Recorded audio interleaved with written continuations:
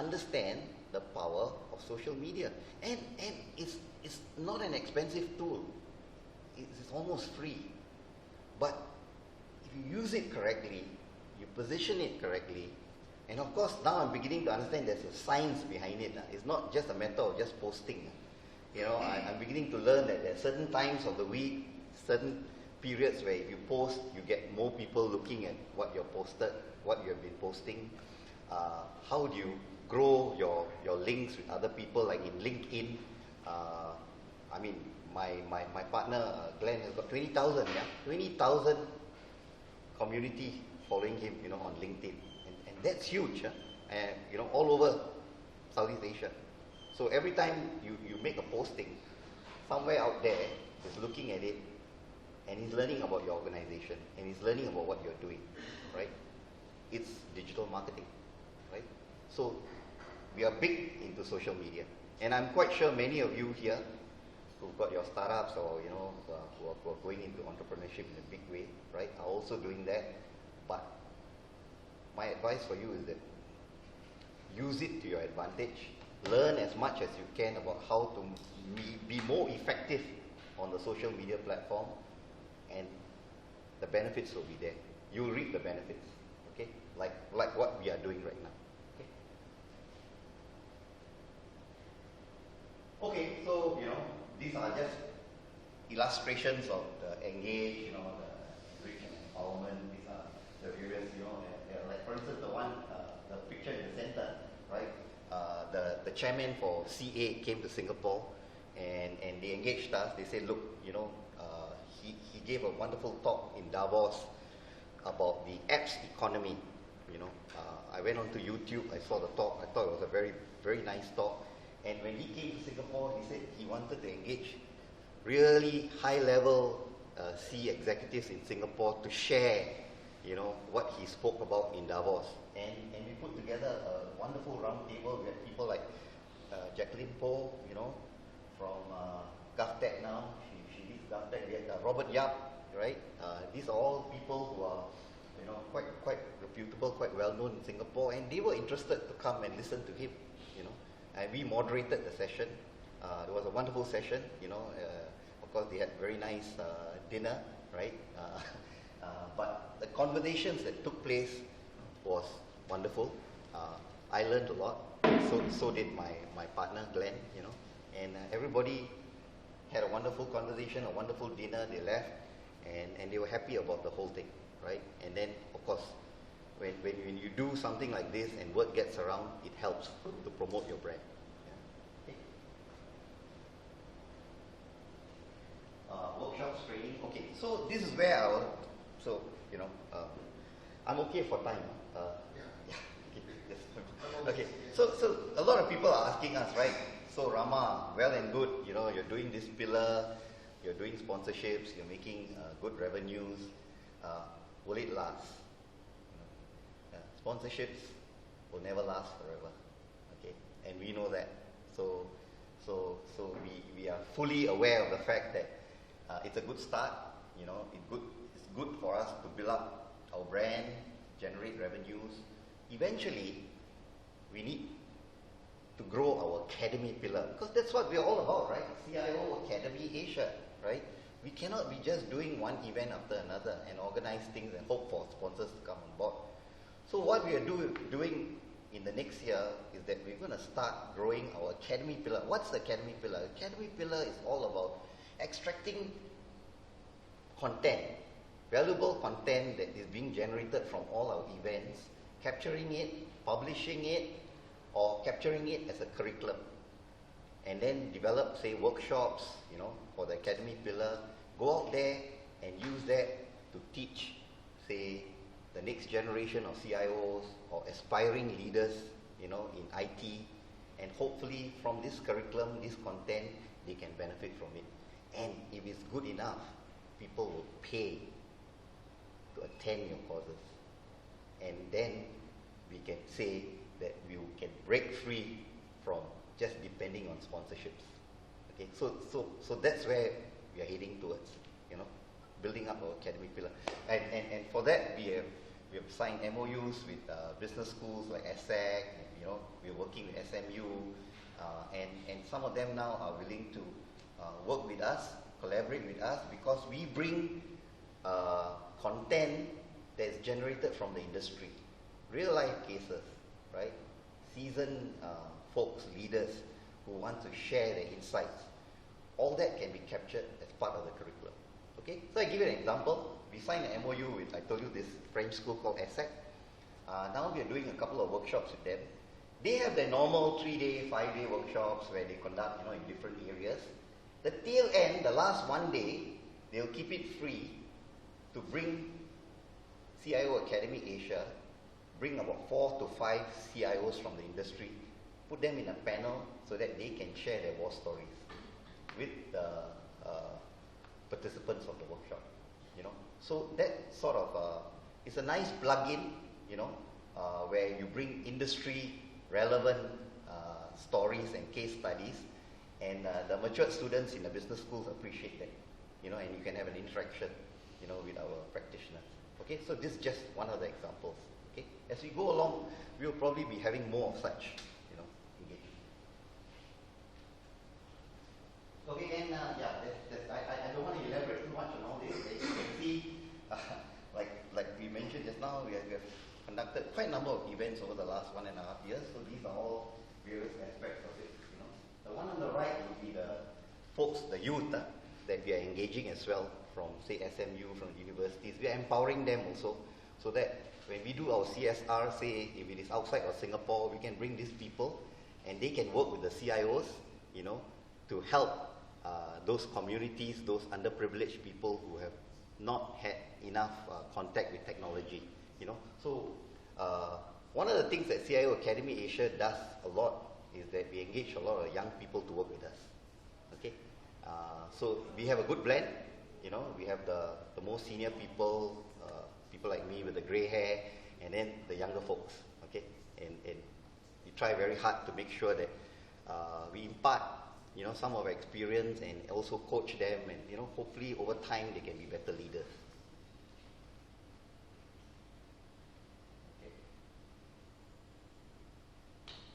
Okay, I don't want to elaborate too much. I think along the way I have mentioned to you. In short, it's all about value, right?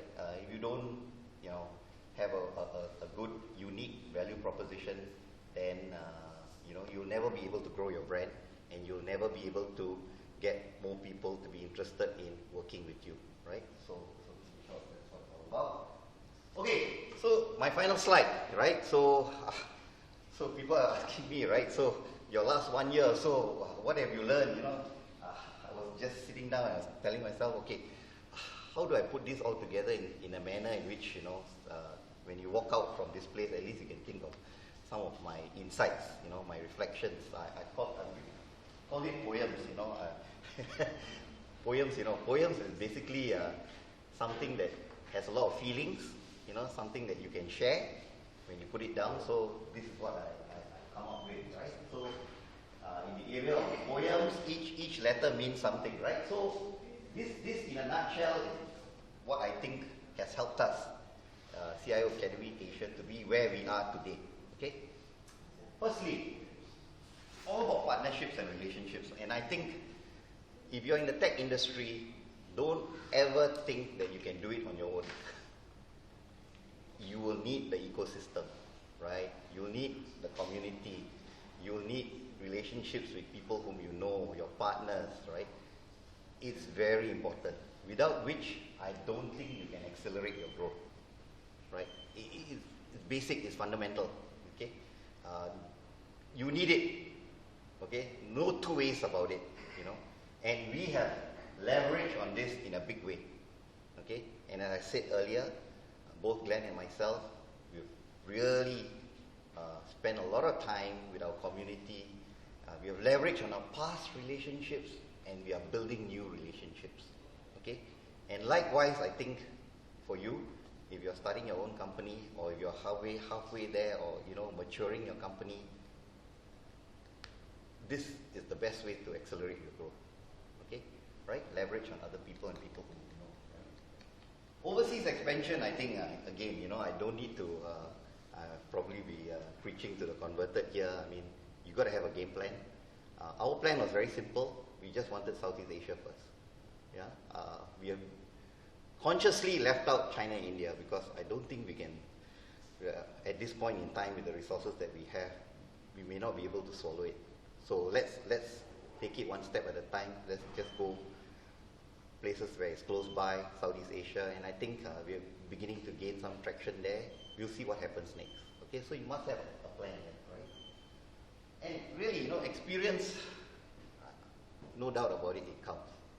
I mean, people can say, yeah, I like to have a company where only young people, because, it's technology, it's new technical stuff, the older folks don't know about it, they are people who, you might as well put them in a museum and all that. I don't buy that. Okay, I tell you this. Look, I was from the public sector, right? So now I'm in the private sector, right? I'm using all my experiences that I've gained over the last 3 decades in the public sector, and I'm applying it in CIO Academy Asia. Now, what do I mean? Managing people. Okay? A lot of it comes through experience, right? It's never taught in books. Okay? How do you deal with different types of people? How do you motivate them? How do you get the best from them? How do you ensure that they work well as a team? A lot of it can come from people with experience. But of course, I can understand that the millennials are a different breed altogether, and it may require a different style of managing, a different way of motivating them, but the basics are all still the same, right? They are people, and if you have sufficient experience and you know how to press the right buttons, you know how to motivate them in certain ways, it comes through experience, And if you don't have them in your company, get advisors, people who are experienced enough to help you, in whichever aspect of the company that requires experience. Okay?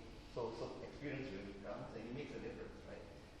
And look, I think you've heard this also many times. You're going to make mistakes, right? You're going to fail. You're going to...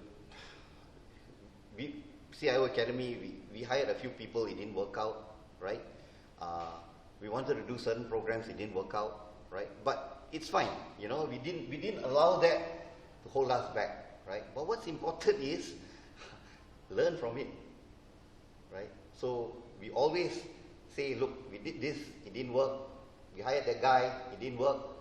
In our next hire, please try and avoid that, right? Try and avoid somebody with that profile, or try and avoid, making a hasty decision. Or we wanted to do that program, it didn't work. When we plan for our next program, let's think of something different, right? Because the last time we did that, it didn't work, right? So, it will happen, right? But the good thing is that when you are a young company, it's easier to get over it, right? Of course, maybe if you come from a larger organization, the mistakes may be a little bit more painful, right? But like it or not, it's part and parcel of the process of growing. Yeah? So you cannot avoid it. I don't need to emphasize more social media. I already touched on it earlier. I mean, it's the best form of marketing tool and it's the cheapest in the market. Yeah? If you know how to use it well and you know how to use it correctly, it can make a difference. Okay? In terms of the way you project your image to your community.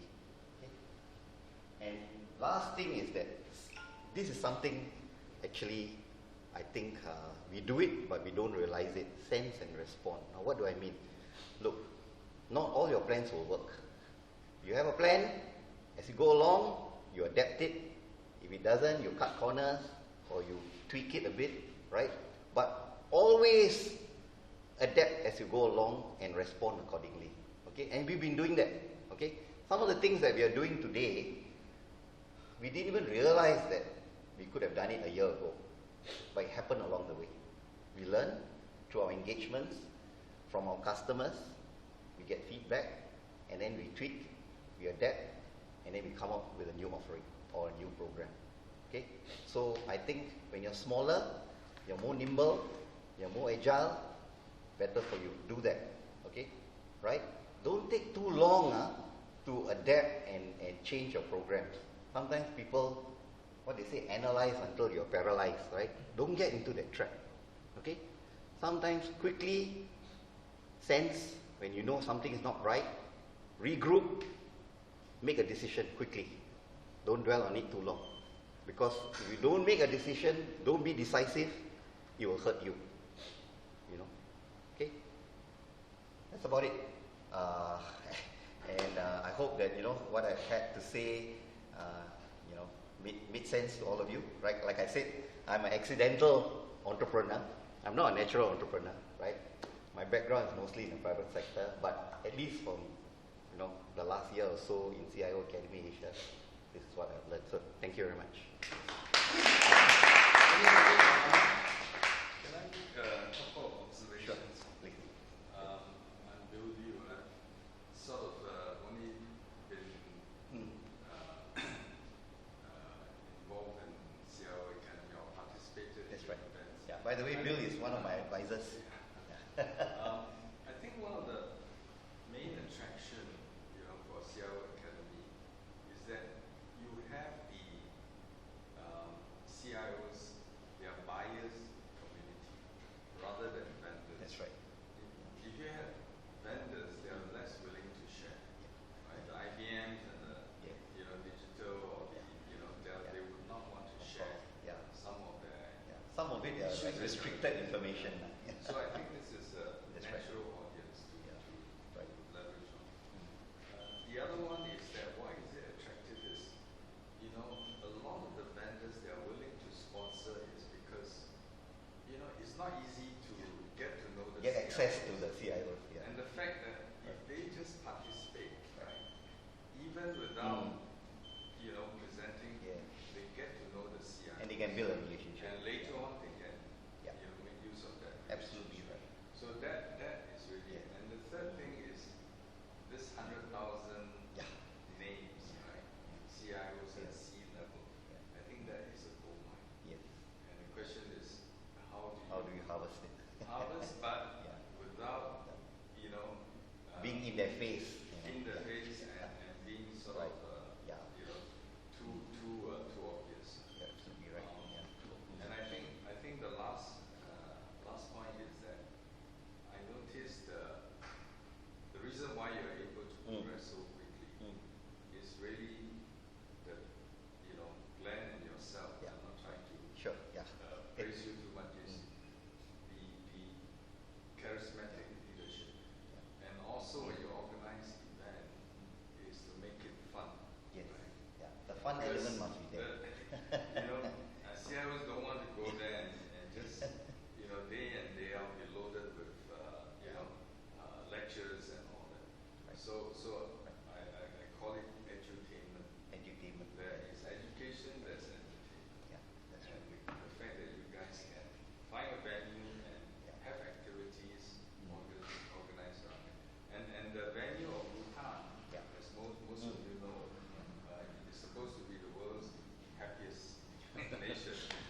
They go on gross national happiness, G&H. Gross happiness. Gross Index.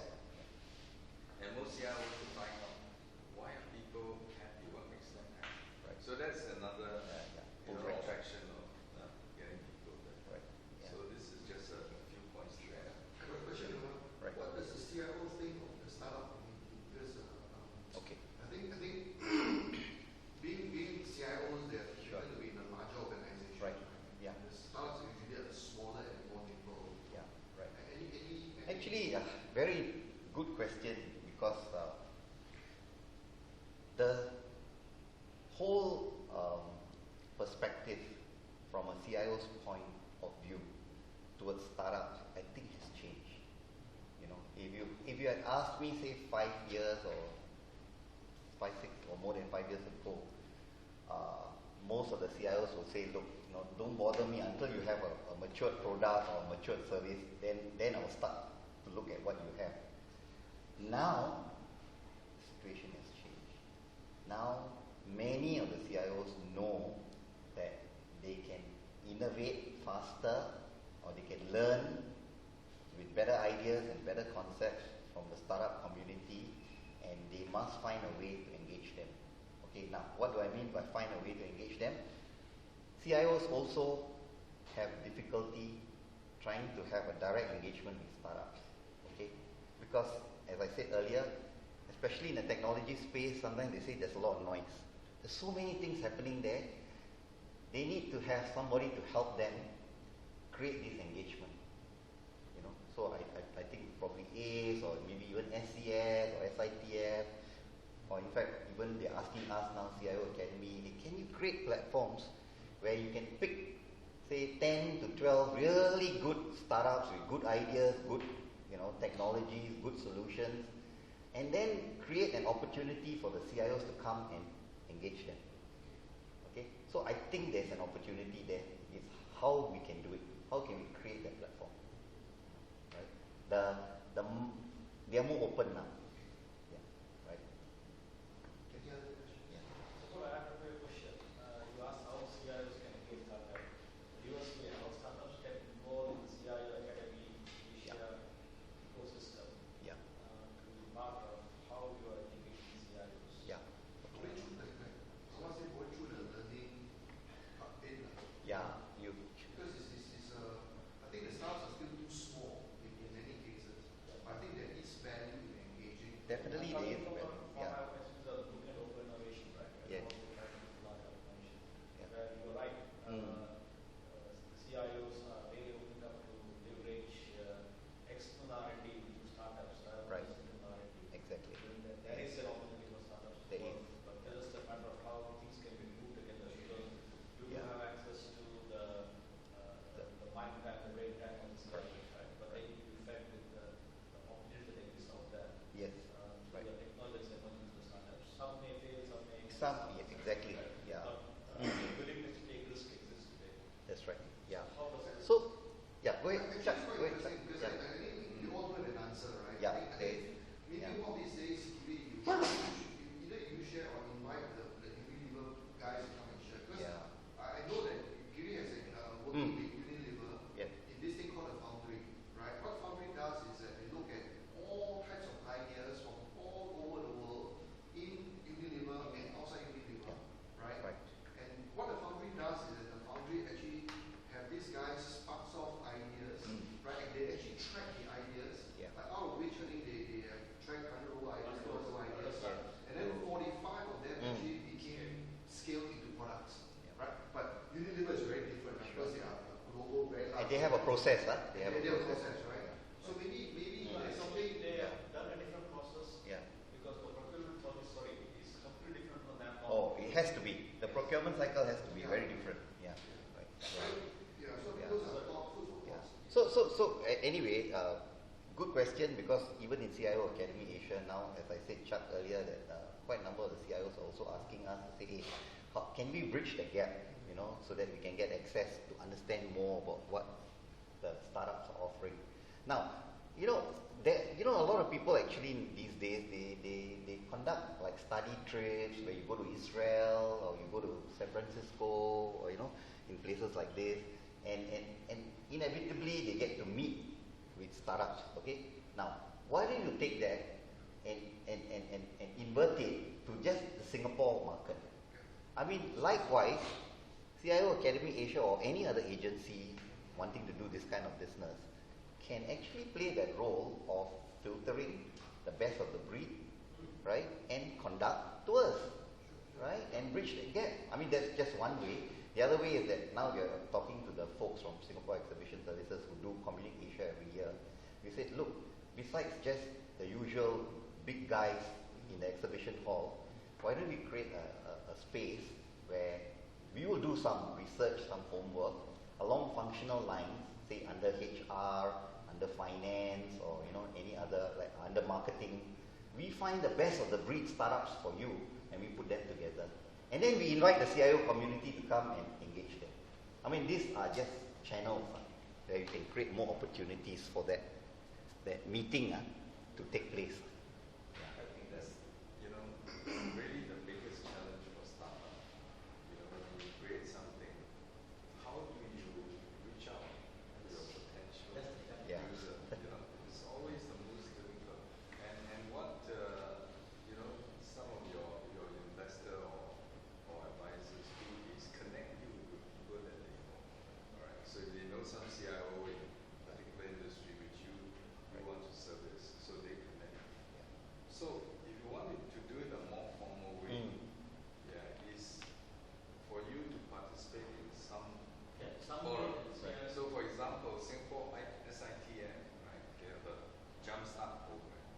So what they would do is bring all the startup, under the Jumpstart, and then invite the SITF That's right.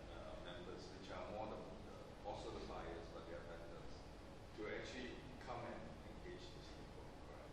Or maybe CIO Yeah. Academy, through So- CIO Academy, you can organize just a startup forum, Right. Yeah. and then invite the And then CIOs. invite, yeah. So those are some we of the create ways that, channels, Channels, yeah, for this to happen, the connection, Correct, yeah. based on relationships and all that. Yeah. So you're writing on CIO -1 level, right? Which is very important. Even -1. Yeah. Because the way Those people are very important because they are the ones who are actually doing the actual evaluation. Right? and Yeah. they are the visionaries. Yeah, that's right. Yeah. Okay. All right, hey, thanks a lot. Oh, no problem. Really Thanks. appreciate it. Very enjoyable. All right, we'll end the session today, right? But I think today I'm actually experimenting on organizations and different organizations that the startup can involve and should be involved with, right? Maybe looking down from this, right? I may invite the other organizations to also do a presentation like SITF, and maybe even I'll do a presentation of what SCS is all about, right? Because I think other than just working with the technopreneurs itself, right? We should actually do a lot more externally and doing the networking, right? Pizza is here, right? So I thank you guys for coming again this weekend. This week, we'll see you guys next week. Thank you very much.